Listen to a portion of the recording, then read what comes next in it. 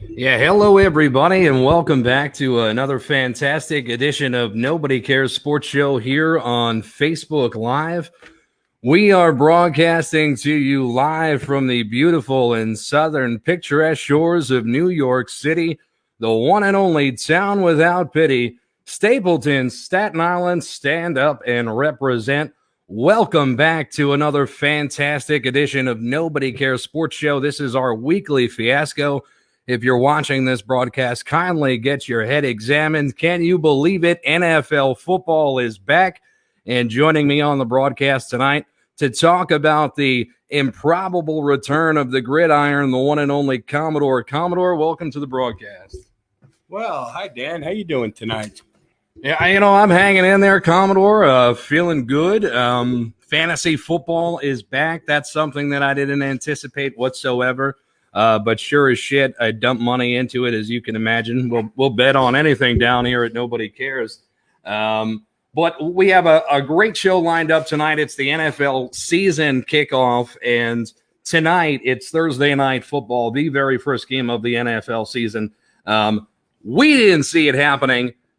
Did you see the NFL coming back, in, say, June? No, I did not. It has not come back yet. They're going to play a game tomorrow night. It's going to be interesting. You have Kansas City. Oh, no, they're going to play a game tonight. I'm sorry. Yeah. Welcome to the broadcast, everybody. Hey, he's not the best in the business for nothing, folks. I had a tough day. Yeah, they're gonna play a game tonight, Commodore, and it's happening. Right, it's happening. Okay, yeah, I think it's fantastic. I'm really happy that they're back. Hell, I'm glad anybody's back. That's right. It's boring as hell. Yeah, absolutely. And that game, of course, is being played in Kansas City, where I'm told by the Commodore 17,000 fans are allowed in attendance at tonight's ball game. 17,000. That's roughly 1,000 seats less than the world's most famous arena on 34th Street, Madison Square Garden. I know my shit. Don't test me. And I got a picture up here on the screen behind me, and I'm trying to figure, is that roughly about what the stadium would look like with about 17,000 fans in it? Right there? Right there. Yeah, I guess. Yeah, I guesstimate, Spread out. Is that Arrowhead Stadium? They're spread out. They sure are. Is that an actual shot from Arrowhead, Dan, that you picked up there? Yeah, that's a live feed from the Nobody Cares blimp hovering over the stadium right now. Really good. Yeah, hey, guys, how we doing out there in Mizzou? Great. You can pick fans like Rain Man can pick matches. Well, Dan, let me say this.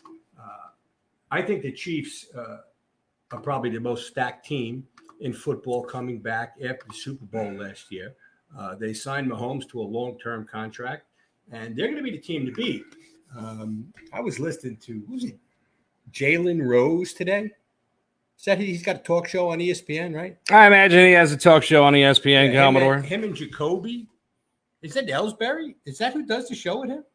I'll tell you, they give anybody a show. They give us a show. I don't know. Nobody gave us a show, just for the record. What Jalen Rose says. He says he doesn't think that the Kansas City Chiefs are going to be able to repeat, because repeating in the NFL is very hard. So all of a sudden, Jalen Rose is now from the NBA. He's now an NFL expert, which I found. Are you sure you're talking about the right person? Because you often talk. Okay. Yeah, you got a shout out here from Jimmy Hart on the screen. He says, "How you doing, Roomie?" Stay with me tonight, Jimmy. I got a surprise for you tonight. Well, there you go. That's one of your loyal spams. So stay focused. I'm going to keep you focused here. We got 17,000 fans in the seats tonight. You're talking about Jalen Rose. So Jalen Rose says that it's tough for it to repeat. He's not taking the Kansas City Chiefs. The Commodore's taking the Chiefs tonight. But to repeat is going to be tough. But listen to what he says. He says he's going to bet the field. What are you kidding? There's 32 teams. What kind of a pick is that for a sportscaster? It's not going to be the Kansas City Chiefs that win the Super Bowl, but it's going to be one of the other 31 remaining teams. Okay. He's getting paid for this. Well, I'm glad somebody is, because Lord knows we're not. Jesus Christ. I mean, I got to listen to this. Sports got to come back. Well, listen. You got basketball guys talking about shit they don't even know. And you got the Commodore as the best local sports reporter on Staten Island. The whole world's gone crazy. Well, while we're giving opinions that nobody cares about, Commodore, Yeah. there's a couple of players in tonight's game that are heavily talked about in terms of up and coming quarterbacks. And forget up and coming; these guys have arrived, and that is the reigning NFL MVP for the Baltimore Ravens, Lamar Jackson, who we won't see play tonight, but we will see him put on a show if he gets the chance to put the cleats on this season, pending the games go off without a hitch. But tonight we'll get a glimpse at Patrick Mahomes, whose face is over your shoulder. And I got to ask you, out of these two quarterbacks, yeah, you say, what's up, Pat? Yeah, he can't hear you. He's not there. No, he's not. And if he was, I don't know if he would wave back. But I got to be honest with you. Out of these two prolific quarterbacks, young legs, can scramble out of the pocket, but they can also pass. They're literally like a perfect marriage of scramble and throw. They both can do it all. They both play in the AFC, so these two guys can't play each other in the Super Bowl right now. This is an AFC championship waiting to happen. What do you think about these two guys this year? Well, I think you're looking at probably two of the best athletes in the AFC today. Either one of them could definitely make an appearance in Disney World post Super Bowl. I think that from my day, I would call these two guys, though, you know, when you looking at Mahomes and you're looking here at Lamar, they're gunslingers. These guys could throw the ball, pinpoint accuracy anywhere on the football field, sidearm, underarm, overarm. They're great. They're superior to a lot of other guys that are left in the league. No, absolutely. They are superior, but one of the bigger things that you got to see is they have a lot of weapons on their team. They both have a tight end that's very valuable and very good. And so you know the tight end for the Kansas City Chiefs. You could live under a rock and know who Travis Kelce is, okay? So what you call him check down Charlie. For a young quarterback to have a great tight end, that's what you want, somebody that can bail you out, right? But at the same time, Lamar Jackson has that, and a guy named Andrews, Mark Andrews, he's a tight end for the Ravens. So you have these two guys. Well, let's not forget the running back from Staten Island as well. Well, listen, I'm not going to forget about Gus the Bus, and the Ravens. They have Mark Ingram, a formidable running attack, as does the Chiefs, and then you got Hollywood Brown, the deep threat for the Ravens, and then you've got Tyreek Hill, the deep threat for the Chiefs. So they have about the same weapons behind them. And it really is a crapshoot as to who will statistically have the best season. Now, you could say Mahomes won the Super Bowl. No, they won the Super Bowl last year, right? Yeah. So you got the Kansas City Chiefs. Is there a Super Bowl hangover? Oh, I think there's a Super Bowl hangover, but I also think that momentum is on their side. They're going to come out of the box fired up. They know what they have. They only improve.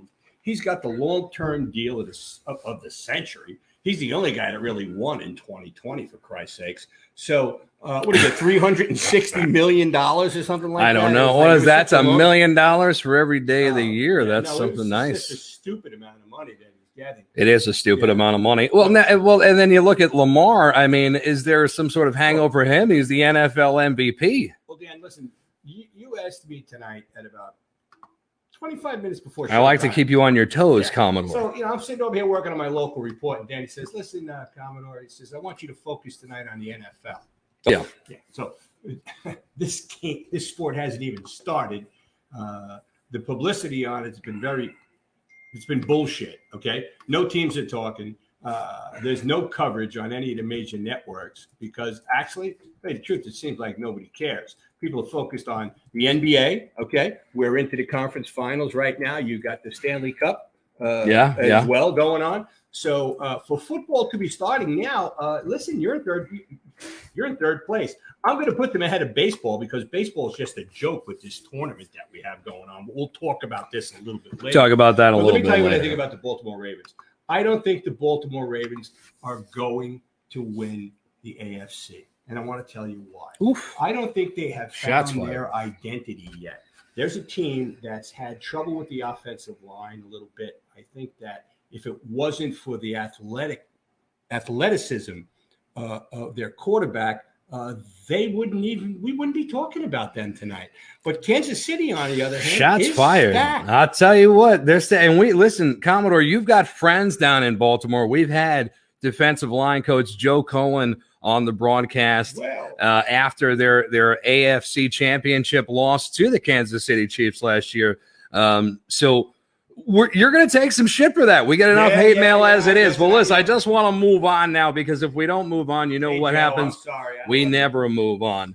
But moving right along into other national news when it comes to football, Las Vegas has a football team this season, and it's the Raiders. And my friend Teddy Atlas's son is in charge of college recruiting for that organization. Did you know that? I had a small idea about that, Commodore. So, heard it through the grapevine. Well, listen, I think it's going to be great out there. Now, the parties in Vegas on the rooftops, Sunday's games are going to be out of this world. Can you imagine being an NFL player and you get paid, say, I don't know, $400,000 every Thursday, and you live in Las Vegas? Now, there's guys that get in trouble in the NFL that live in Cleveland. What happens in Vegas? Yeah. Why, oh, why, oh, did I ever leave Ohio? Yeah. Listen, I think it's great. I don't know how. Listen, Goodell's a jerk anyhow. He doesn't have any handle on the league at all. I mean, the players are running the league. That's the show. The Players Association's in charge. We accept that at this point. He's just I don't even know what I'd call it. It's a shame that the fans can't. I wonder if fans can go. You did. Listen, I wonder if fans can go to a Las Vegas game. Like, you have 17,000 fans that can go to the Chiefs game tonight. If you have 17,000 Raiders Las Vegas fans, and do you have to do a sobriety test before you get in the stadium, is my point. They're going to put a temperature thing on everybody's head. Don't take my temperature. I've been sweating for 3 hours for something else. A non-related thing I've been sweating for. It's something to think about. Yeah, no, it's absolutely I think temperature checks should be the least of their concerns for the fans and players.